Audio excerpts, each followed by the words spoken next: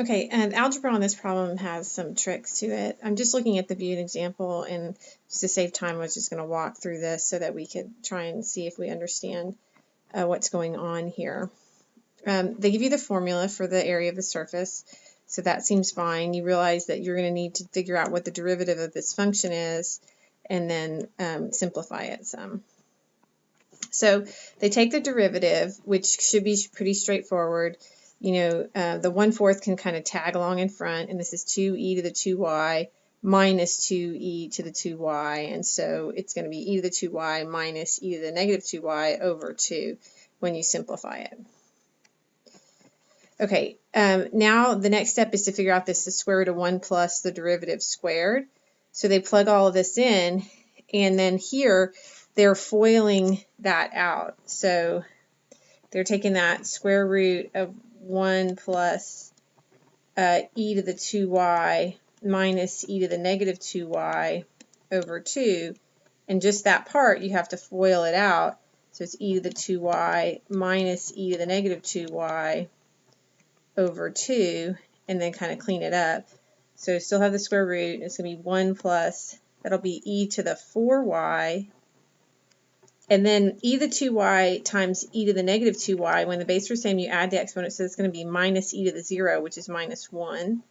And then you get that again, minus 1, and then you're going to get plus e to the negative 2y times e to the negative 2y is going to be e to the negative 4y, because when the bases are the same, you add your exponents.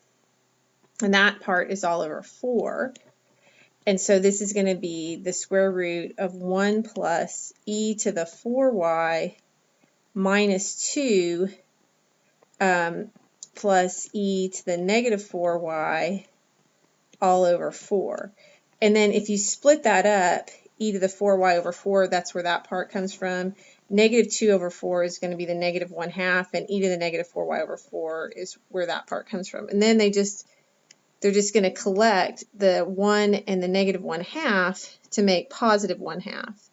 So you get e to the 4y plus over 4 plus 1/2 plus e to the negative 4y over 4. And this is really kind of a trick here, but you have to recognize that as a perfect square trinomial. It's e to the 2y over 2 plus e to the negative 2y over 2 quantity squared. So that's just a trick. So I'll come in here. So when we clean this up, we get it to be e to the 4y over 4 plus 1/2 plus e to the negative 4y over 4, which this is just kind of through prayer. You see that that factors as e to the 2y over 2 plus e to the negative 2y over 2 quantity squared. That's a perfect square trinomial. And so then when you take the square root, you just get the e to the 2y plus e to the negative 2y all over 2. Then continuing from there, you pop that into your, see, we've got this all cleaned up now, and then g of y was there, and so you end up with this stuff here in the integrand. So from here, it's just kind of messy, but it should be okay. The 2's can cancel. You'll have a pi and a 4 that can come out in front, so that's what they did there. E to the 2y, e to the 2y makes e to the 4y, e to the 2y and e to the negative 2y, e to the 0, so that's 1. E to the negative 2y and e to the 2y is e to the 0 again, so that's where the 2 comes from, and then e to the negative 2y times e to the negative 2y is e to the negative 4y. Now you can just integrate each piece there. So that's going to be e to the 4y over 4 plus 2y minus e to the negative 4y over 4 from 0 to ln 2. And then, you know, I don't know how much we remember about our properties of logarithm or exponents, but e to the 4 times ln 2 over 4 plus, let's see, that's going to be 2 times ln 2 minus e to the negative 4 ln 2 over 4. and then that's going to be subtracting it all evaluated at 0. So it's pi over 4. So let me see if I can do the 0 pretty quickly.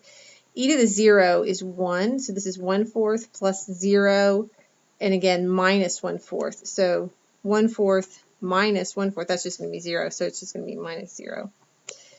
Okay, and so then, okay, how should we clean up this? Well, the best thing to think is kind of unpower rule this.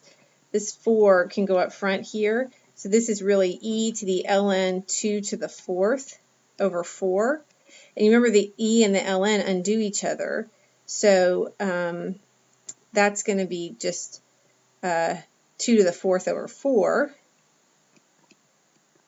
is how that cleans up. The 2 ln 2, you know, you could think of that as ln of 4, or 2 ln 2 is fine. And then here, the negative 4 comes in front, so it's 2 to the negative 4 over 4. And of course you have that pi over 4 in front. So 2 to the 4th is 16 divided by 4 is 4. So this is pi over 4, and then this is going to be 4 plus 2 ln 2.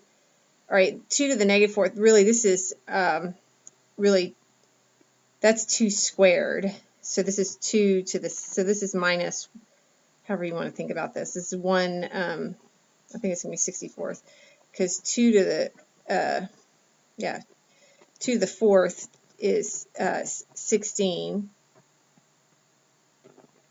and then you have another 4 on the bottom, so that's 1 over 64. And then let's see if they, I don't know, we can just mess around and see how much they, yeah, they're just doing all that work there. And then, yeah, they go ahead and get a common denominator and clean that up. Your common,